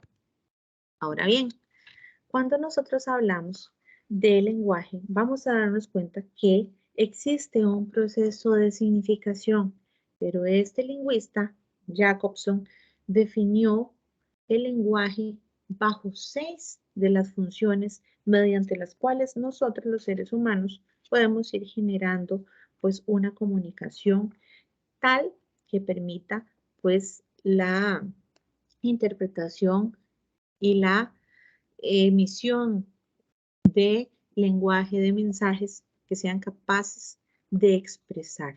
Por ejemplo, si nosotros estamos frente a una necesidad de expresión en donde pues nos vamos a ver inmersos en sentimientos de alegría, de tristeza, de enojo, ahí pues muy probablemente vamos a estar utilizando lo que Jacobson pues definiría como la función expresiva. Esta función lo que va a permitir pues precisamente es comunicar toda esa experiencia que tiene el emisor, toda su actitud, su creencia, sus disposiciones. Entonces yo con una función expresiva puedo decir, ¡qué desgracia! Puedo decir, ¡bravo! Adoro los atardeceres. O puedo decir, ¿cómo me divertí? Incluso puedo decir algo tan sencillo como, creo que esta noche no voy a poder dormir o no estoy de acuerdo con esa decisión. No solamente cuestiones emocionales, sino también enunciativas. Ahora, también Jacobson articula lo que se denomina función apelativa. Y este pues va a ser un tipo de discurso que lo que va a tratar es de conmover, de movilizar, de activar el receptor para que esta persona que está escuchando mi mensaje pues sienta, piense, haga algo o bien que por el contrario se abstenga de hacer esa acción. En otras palabras, lo que busco es provocar una respuesta en mi receptor. Entonces, por ejemplo, puede ser mediante preguntas, puede ser mediante órdenes, puede ser mediante exhortaciones o pedidos. Yo puedo utilizar una función apelativa al decir, ¿qué día es hoy? O puedo utilizar una función apelativa mediante el imperativo, cierre la puerta después de salir. Puedo utilizar también otra función apelativa como estudie mucho para aprobar el curso. También puedo utilizar una función apelativa al decir vote por ese candidato porque es el mejor. O llámenos ya y pida una orden de compra en este magnífico descuento. En fin, lo que busco es que mi receptor actúe en favor de lo que yo estoy interesada que esta persona pues realice. Ahora, esta función sí va a incluir preguntas, por supuesto, pero esas preguntas van a implicar una solicitud. También en esta función apelativa hay que tener en cuenta que eh, no estamos interesados en ver si algo es verdadero o falso, razonable o no, simplemente estamos buscando una reacción por parte de este receptor. Jacobson también menciona la función fática y esta, pues, sea cual sea el tipo de código, ya sea verbal o no verbal, y el canal de transmisión de este mensaje que va a ir conectando el emisor con el receptor, pues va a obedecer a la necesidad de establecer y mantener el contacto. Aquí no se trata de informar, tampoco se trata de expresar o de solicitar algo, sino simplemente de verificar que existe contacto entre el emisor y el receptor, dando, por supuesto, a la comunicación un adecuado nivel de atención y de comprensión. Entonces, ¿cómo hago yo una función fática? Cuando estoy hablando, estoy con una llamada de WhatsApp y resulta que se me va la señal, yo digo, aló, ¿me escucha? Sí me oye, y la otra persona me dice, sí, se fue la señal un segundito, pero sí la escucho. Ok, eso es una función fática, porque estoy tratando de estar en el mismo nivel de atención, de comunicación, desde una pregunta como, ¿cómo se encuentra usted el día de hoy? Aquí estoy apelando a la persona y estoy entrando en contacto directo a nivel, pues, de la comunicación. Entonces, por ejemplo, en Costa Rica, ¿cuál sería la respuesta usual a esta pregunta? ¿Cómo está? Inmediatamente pensaríamos en pura vida, aunque tal vez, pues a nivel interno, no necesariamente puede que así pues, respondamos siempre y todas las personas. Pero en este caso, ese pura vida no sería relevante en cuanto a si la afirmación es verdadera o falsa, simplemente es una forma convencional de establecer contacto con otra persona, es decir, mediante una frase que ha sido hecha gracias a una convención social. Ahora, en el caso del lenguaje que es no verbal, la función fática podría ejemplificarse con ciertos gestos. Por ejemplo, cuando nosotros estamos levantando la mano y la movemos para saludar o tocamos a alguien en el hombro para solicitar su atención. Entonces, hay otros ejemplos de función fática. Por ejemplo, cuando estamos tal vez con algún micrófono y decimos 1, 2, 3, probando para anunciar a otra persona. Incluso cuando alguien nos está hablando y nosotros movemos la cabeza afirmativamente, o decimos verdad, o decimos ajá, bueno, son formas de mantener contacto directo. Ahora, otra función del lenguaje, según Jacobson, es la función metalingüística. Y esto hace referencia precisamente a cómo se hace un énfasis en el código. Y aquí estamos hablando de normas mediante las cuales podemos utilizar ese código. Por ejemplo, el español, que utiliza pues, vamos a ver, un sistema propio de reglas ortográficas. Por ejemplo, antes de P y B, con M escribiré. Bueno, todo lo metalingüístico tiene que ver con el código, con las normas que rige un idioma. Por ejemplo, el español. Ahora, cuando hablamos de funciones referenciales, aquí estamos utilizando una de las funciones más importantes del lenguaje porque esta permite hacer referencia a cualquier elemento propio del contexto social. En ese sentido, lo que se hace es pues un señalamiento hacia las cosas que se mencionan o se describen. Entonces, por ejemplo, si yo digo, ahí está la mesa, es de madera, inmediatamente vamos a ser capaces de crear conceptos. Ah, ok, una mesa es un mueble formado por un sobreplano horizontal que está sostenido por uno o varios pies y sirve para poner cosas sobre su superficie. ¿Okay? Por ejemplo, libros, platos, etc. Pero bueno, resulta que esta función referencial nos va a informar sobre algo, sobre ese objeto, sobre esa idea, a través de una enunciación que puede ser falsa o puede ser verdadera. ¿Okay? Por ejemplo, esa mesa tan antigua perteneció a Simón Bolívar. ¿Okay? En términos generales se usa para describir, para analizar la realidad. Y en la mayor parte de los libros de texto vamos a utilizar siempre, por ejemplo, desde la escuela primaria hasta la universidad, la función referencial que es la dominante, porque nos va a permitir a nosotros explicar, nos va a permitir dar definiciones, desarrollar esa idea o bien ofrecer ejemplos o analizar problemas. Entonces, pues bueno, también es muy frecuente en publicaciones como periódicos, revistas y pues todo lo que informa de alguna manera. Ahora, por último está la función referencial, digo la función poética que nos dice Jacobson.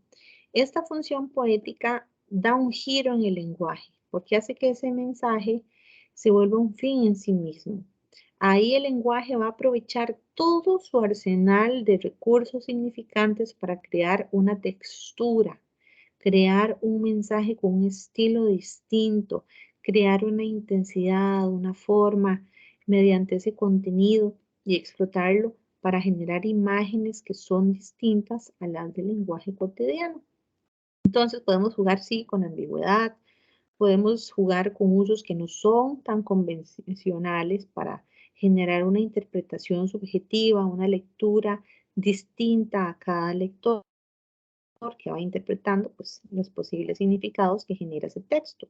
Entonces, ¿cuándo podemos encontrar un texto con función poética? Precisamente en la poesía, precisamente en la literatura, en donde vamos a encontrar exageraciones, hipérboles, símiles, metáforas, alegorías, en fin, todo ese tipo de figuras retóricas o literarias son las herramientas, los instrumentos para generar una función poética, una extrañeza en el lenguaje, algo que se aleja del uso cotidiano de la forma tradicional de comunicarnos.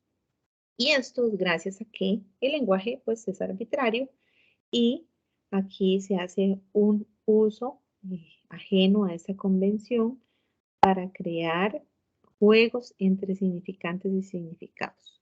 Pues bien, resulta que este ámbito poético va a conllevar una especie de renuncia parcial, es decir, renunciamos a un pedacito de esa comunicación que ha sido pues puramente funcional, que nos garantiza una claridad, una precisión en lo que nos ofrece pues ese código convencional y la finalidad va a ser ir a buscar posibilidades comunicativas, aquellas que pueden estar caracterizadas por mucha ambigüedad, significación plural, significación cambiante, y esto pues lo vamos a encontrar precisamente en el lenguaje literario.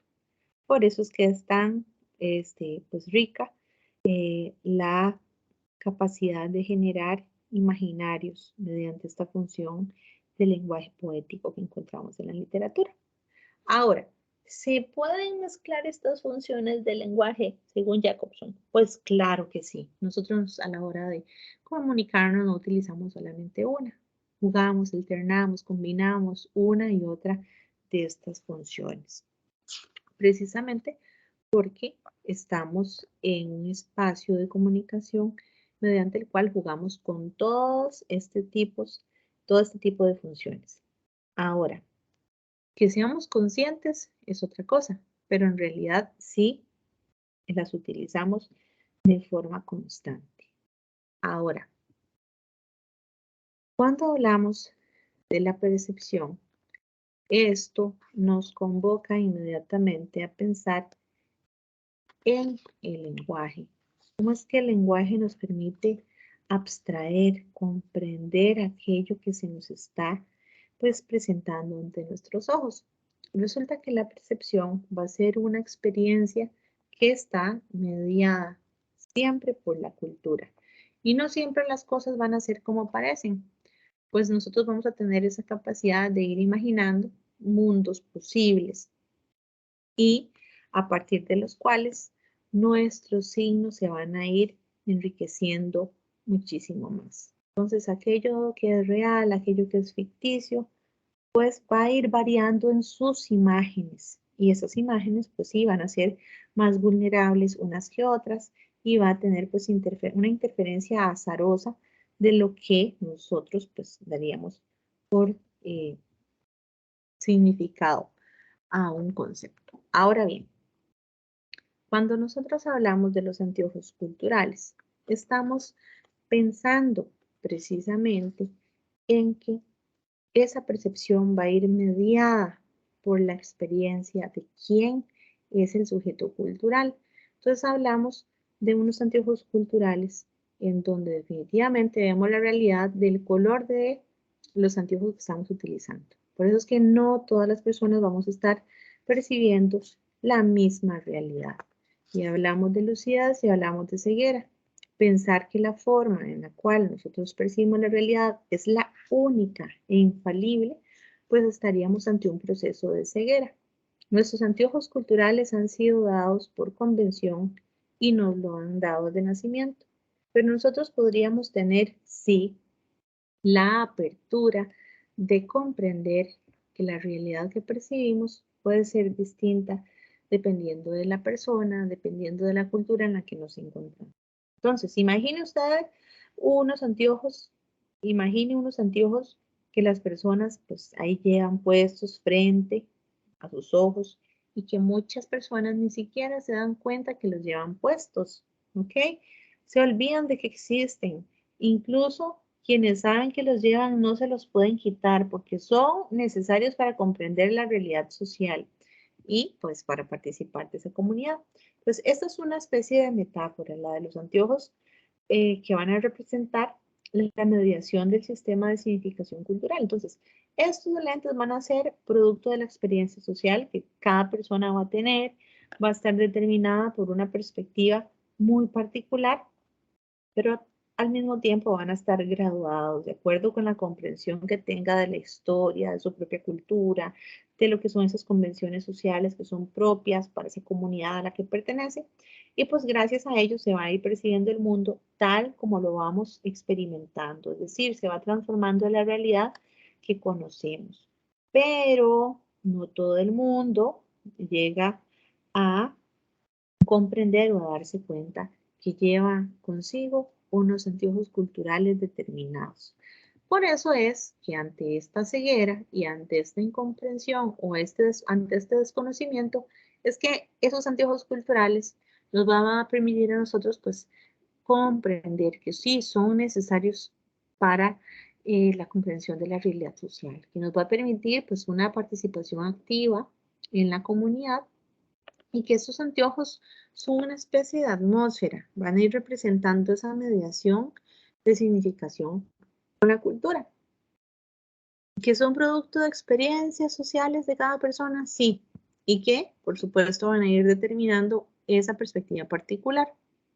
También vamos a ir percibiendo ese mundo tal cual lo vamos experimentando y que va a ir transformando la realidad social que conocemos.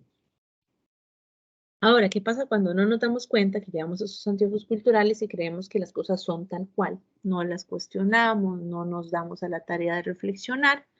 Ahí estamos hablando del realismo ingenuo y es precisamente esa actitud que se caracteriza por esa convicción de que no hay mediaciones entre lo que yo estoy percibiendo y lo que es percibido, es decir, entre el objeto que percibe y el mundo percibido. Aquí la realidad experimentada, de acuerdo con una percepción de realismo ingenuo, es decir, de realismo ciego, en donde no me doy cuenta de que hay algo más allá, pues esa realidad va a estar experimentada como si fuera completa, como si fuera obvia, como si no existiera una realidad distinta a la conocida, y que el que no piensa como yo y el que no entiende como yo, pues sencillamente está mal. Eso precisamente nos permite a nosotros reflexionar un poco y comprender que la solución para el realismo ingenuo conlleva al lo que denominaba Platón el mito de la caverna. Platón asimilaba ese realismo ingenuo con una caverna en la cual decía que nosotros los seres humanos, digamos, metafóricamente hablando, estábamos encadenados y no podíamos ver la verdadera realidad, que lo que nos transmitían eran simplemente sombras, como si nosotros estuviéramos atados a una silla en el cine, algo así pero a nivel del mundo griego. Entonces, ¿qué pasaba? Que nosotros estábamos condicionados únicamente a lo que nos transmitía y que nuestros sentidos pues estaban engañados y que nosotros al estar encadenados en esa caverna en donde las imágenes no se nos transmitían, pues nosotros éramos prisioneros de las sombras. Algo así sucede sin darnos cuenta. Y por eso es que la solución para el realismo ingenuo y para creer que las cosas son tal cual y que no existe ninguna mediación entre el sujeto que percibe el mundo concebido se encuentra en el realismo crítico.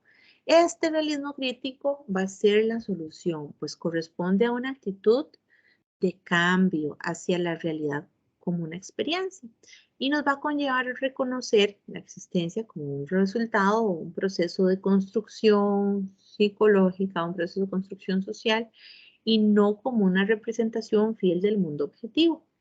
¿Qué supone el realismo crítico? Reconocer que tenemos unos anteojos culturales frente a nuestros ojos que hace que nosotros veamos la realidad como tal, pero que no es la única y no es la realidad infalible. Ahora bien, como conclusión, aquí vamos a hacer énfasis en que, pues precisamente el lenguaje es mucho más que un instrumento expresivo a través del cual pues se le da nombre a las cosas, a los animales, a las personas, a los lugares, a los objetos, que precisamente el lenguaje va a ser posible gracias a nuestra existencia como seres culturales y que esta facultad que es propia de nosotros los seres humanos nos va a permitir ver el mundo, decir el mundo a través de signos que son siempre sustitutos unos de otros. Pues y en esa medida nos vamos a ver independientes de los límites del aquí y del ahora. Y que este sistema de significación cultural va a afectar, va a transformar eso que nosotros llamamos realidad. Por supuesto que a la hora de convertirla, pues nos genera significados. Ahora, resulta que lo humano y lo cultural existen en tanto van a ser portadores de un sentido.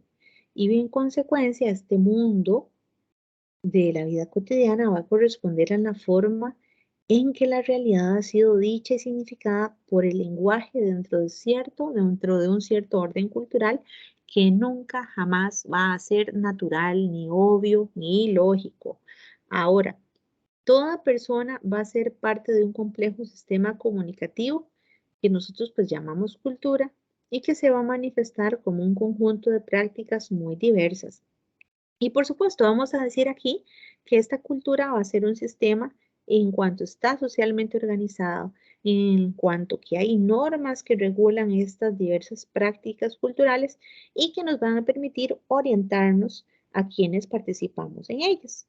Asimismo, vamos a darnos cuenta que cada cultura va a poseer un sistema de significación que le va a ser propio, es decir, un conjunto organizado de lenguajes convencionales o bien códigos a partir de los cuales se va a ir produciendo la comunicación y se va comprendiendo la propia realidad social. Ahora, si algo es cultural es porque resulta significativo para alguien, porque hay un signo, porque hay un discurso como forma de hacer referencia o de explicar ese algo. Y por esta razón decimos que la cultura es significativa. También decimos que el lenguaje es una facultad 100% humana, es natural, con características fisiológicas, porque tenemos aparato fonador particular, porque tenemos características psicológicas, con una necesidad de expresión y también con características antropológicas que hacen factible la producción y el uso de signos y de códigos. Y también recordemos que se llama el lenguaje a los sistemas organizados de signos que van produciendo y utilizando pues en una comunidad determinada. Que la lengua es lo mismo que el idioma y que el idioma es un tipo de código mediante el cual desciframos conceptos, realidades. Ahora, este lenguaje se va aprendiendo a través de la interacción social y por esta razón se va a encontrar por debajo del nivel del conocimiento consciente, porque lo adquirimos sin darnos cuenta.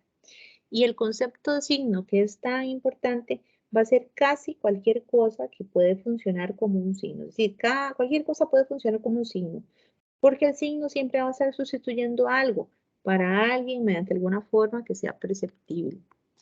Y recordemos que el código va a ser el sistema organizado de signos que es producto de una convención, siempre una convención social, que va a poseer un conjunto de reglas de acuerdo con el cual se va a ir generando y se van a ir comportando los signos que lo integran.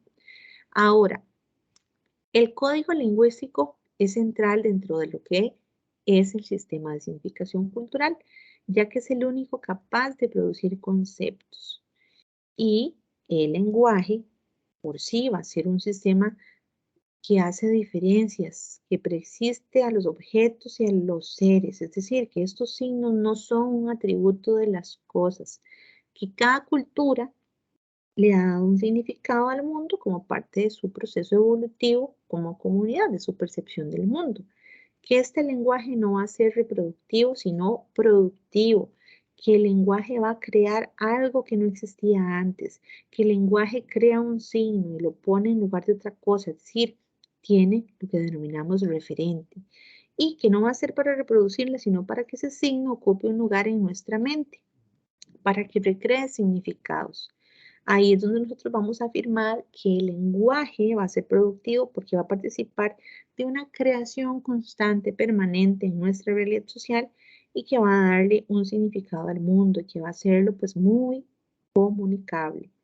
Recordemos también que los signos pueden clasificarse en iconos, en índices o indicios y también en símbolos, que todo signo va a estar compuesto por dos elementos de diferente naturaleza, significante y significado, que la relación entre significante y significado en el signo va a ser 100% arbitraria, aunque provisional, porque lo que significa una cosa ahorita no significaba lo mismo hace 500 años. Así que el signo no es una estructura fija, puede depender del texto, del contexto en el que sea empleado, y que el significante es la parte material del signo, una forma física perceptible que es captada por los sentidos.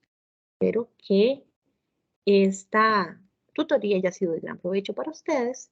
Recordarles que este proyecto número 1 tiene un valor de 3.5 y que verifiquen los tutoriales que se les brindan sobre cómo citar a PAS6, cómo referenciar y que sigan al pie de la letra las instrucciones que a ustedes se les van brindando. Entonces, recordar la puntualidad de la entrega y desearles un feliz fin de semana, agradeciéndoles profundamente su atención y su presencia el día de hoy.